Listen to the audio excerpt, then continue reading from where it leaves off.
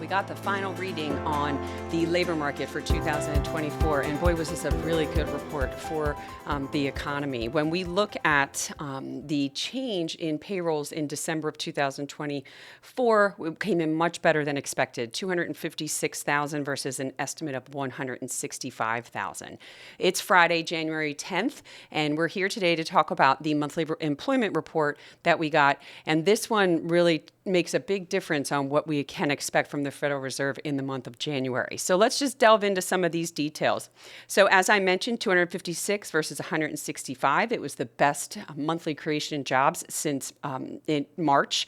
And then when you look at the hourly earnings, they were up 0.3% for the month. So as expected, that did bring the year over year average hourly earnings rate down slightly, down a tenth to 3.9%. Still solid, still that sticky wage inflation the Fed keeps trying to fight, but again, a little bit better than expected. The jobs that were created were primarily led by trade and transportation, private education and healthcare, as well as the leisure and hospitality side. So we still do see appetite from the leisure and hospitality side from the consumer. So that continues to grow there. The one area that we like to follow, which was showing a lot of weakness in 2024, was temporary help. And we've actually now seen 2 consecutive months that has increased. That means that that businesses continue to have the need for short-term workers. So that's a strong reading there for the labor market. Now, we also got the annual revisions for the entire year. And here's the one important takeaway from this. The peak in the unemployment rate was originally thought to be at 4.3% in July. That resulted in the Fed coming in with that aggressive rate cut in September, 50 basis points. But now that we have the annual revisions, it actually wasn't that high. It only rose to 4.2. Again, it's only a tenth of a difference, but did that tenth mean 50 basis points versus 25 basis points? And is the Fed now stuck in that pickle where they're fighting inflation and they've been easing monetary policy into a strong labor market and stubborn inflation?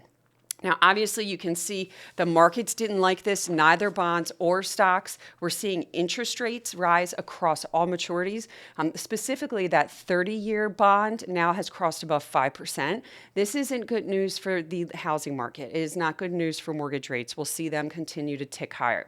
The equity market is down significantly. We're looking at it being down across the board.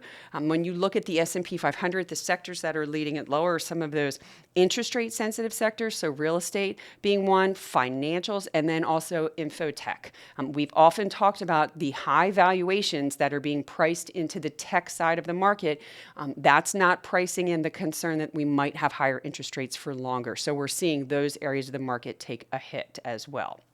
And that's all we have today. We'll be back next week with some more economic information. There still are a couple key inflation readings that we'll get before the Fed does meet to make the changes in January, but I think it's safe to say that they won't be making any adjustments to interest rates in January.